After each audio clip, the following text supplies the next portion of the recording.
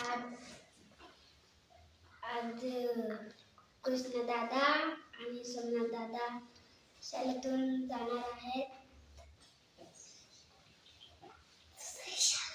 दुसऱ्या शाळेत जाणार आहेत. त्यांना खूप विनंती करू का पुढे जाऊन शिकावं दुसरे नोकरी करावं. आपली शाळेतून दुसऱ्या शाळेत जाणार आहे नोकरी करायला.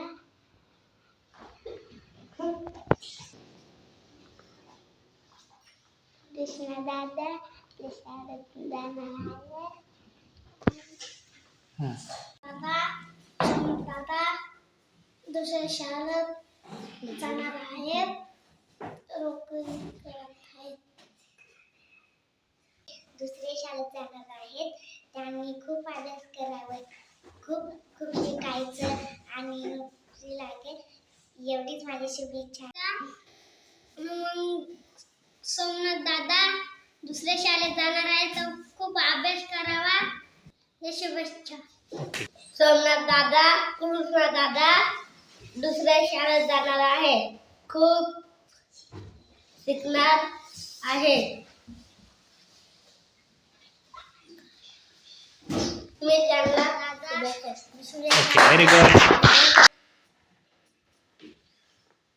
त्याने अभ्यास करावा खूप खूप माझी विनंती. आज 5वी वाले मुले दुसऱ्या शाळेत जाणार आहेत. एक नोकरी लागावे एवढीच माझी शुभेच्छा आहे. पहिली वाली पहिलीला जाणार आहे. आणि पाचवीचे दुसऱ्या शाळेत. बोल, त्यांना खूप शुभेच्छा. खूप शुभेच्छा. वा. आजच्या दिवशी आपल्या शाळेमध्ये शिकणारा कृष्णा मुकणे तसेच सोमनाथ मुकणे हे 2 विद्यार्थी दुसऱ्या शाळेमध्ये शिकण्यासाठी जाणार आहेत. का तर आपल्या शाळेमध्ये इयत्ता 6वीचा वर्ग नाही. आपली शाळा 5वी पर्यंतच असल्याने नाईलाजाने त्यांना दुसऱ्या शाळेमध्ये शिकण्यासाठी जावं लागणार आहे. या वर्षभरामध्ये या 2 मुलांनी मला खूप मदत केली. म्हणजे सोमनाथ आधीमध्ये गायब असायचा, परंतु तरीही तो जेव्हा जेव्हा शाळेत येत राहिला तेव्हा तो शाळेमध्ये चांगला अभ्यास करत राहिला. विशेष म्हणजे सोमनाथ बद्दल सांगेन की तो कुठेही गेल्यानंतर निर्धास्तपणे बोलतो, न घाबरता बोलतो.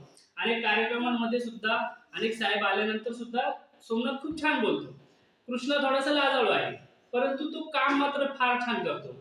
त्याने पाढे वगैरे चांगले पाठ केले. पाढ्यांच्या बाबतीत सोमनाथही मागे नाही, सोमनाथनेही बऱ्यापैकी पाढे पाठ केले, परंतु कृष्ण खूप चांगला अभ्यास करतो.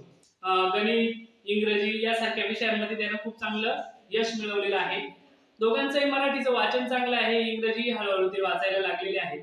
यापुढे आता आपली हे शैक्षणिक वर्ष संपलेलं आहे, त्यामुळे पुढच्या शैक्षणिक वर्षामध्ये ते ज्याही शाळेमध्ये प्रवेश घेतील त्या शाळेमध्ये त्यांनी चांगला अभ्यास करावा. त्यांचे जे वर्ग शिक्षक असतील त्या वर्ग शिक्षकांचं सर्व काही ऐकलं पाहिजे. त्या शाळेच्या ज्या काही शिस्त आहेत तर त्या शिस्तही अंगीकारली पाहिजे, ती अंगी बाणवली पाहिजे आणि त्यांनी भरपूर अभ्यास केला पाहिजे. कारण पुढे स्पर्धेचं युग आहे. शहरामध्ये किंवा इतर काही भागांमध्ये जी शिकणारी मुलं ती फार हुशार आहेत. पुढे येणाऱ्या परीक्षा, पुढे येणारे वर्ग आणि त्यांच्यातील अभ्यास हा याच्यापेक्षा जास्त कठीण असणार आहे. त्यामुळे त्यांनी यापुढे जास्त अभ्यास करण्याची तयारी ठेवली पाहिजे. आणि सर्वात महत्त्वाचं म्हणजे त्यांनी या शाळांमध्ये जाऊन मोठं होत असताना, शिकत असताना या देशाचं चांगलं नागरिक व्हावं अशी या ठिकाणी मी शुभेच्छा देतो. ही 2 मुलं ज्यावेळी शाळेतून जातील तर त्यावेळी ते जे काम करायचे तर ते काम आता कुणी करावं हा प्रश्न माझ्या पुढे आहे. परंतु इतरही मुलांवर मी ती जबाबदारी देणार आहे. या 2 मुलांचं त्यांच्या भविष्यामध्ये खूप चांगलं कल्याण व्हावं, खूप चांगलं यश त्यांच्या पदरात पडावं असं चिंतन करतो आणि त्यांना शुभेच्छा देतो. धन्यवाद. दीपक केंद्र शाळा वाशाळा या शाळेमध्ये यासाठी आपण जमलो आहोत की आपल्या शाळेतील 2 विद्यार्थी, एक सोमनाथ मुकणे आणि एक कृष्णा मुकणे, हे या शाळेतून दुसऱ्या शाळेत प्रवेश घेणार आहेत. त्यासाठी आपण आज जमलो आहोत. येत्या 5 वर्षामध्ये त्यांनी जे काही शाळेची त्यांचं नातं असून त्यांनी जे काही चांगल्या पद्धतीनं शिक्षण घेऊन त्यांच्याबद्दल सरांनी जी काही आपल्याला माहिती दिली ती अनमोल अशी आहे. आणि तसंच त्यांनी पुढेही पुढील शाळेत प्रवेश घेतल्यावरती तेथील सरांशी जुळून घेणं व आजवर जसा अभ्यास केला त्या पद्धतीने त्यांनी त्यांची वाटचाल चालू ठेवावी, खूप शिकावं आणि पुढे जावं. या गावाचं तसंच आपल्या तालुक्याचं, जिल्ह्याचं आणि देशाचं नाव त्यांनी उज्ज्वल करावं अशी त्यांना पुढील वाटचालीसाठी शुभेच्छा देतो आणि माझ्या वाणीला पूर्णविराम देतो.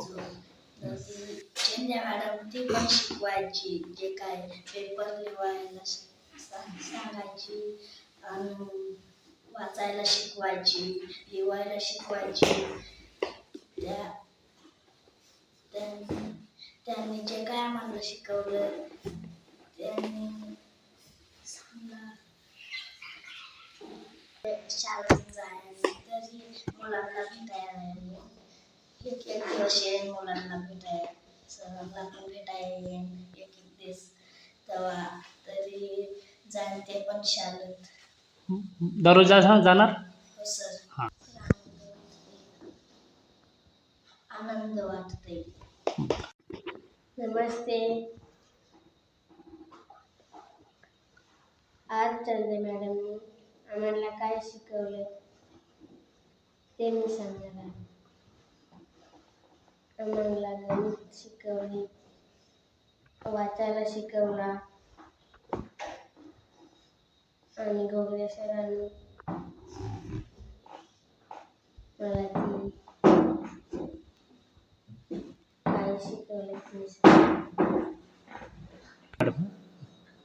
बांबळे मॅडम गणित शिकवल्या आणि वाचायला शिकवला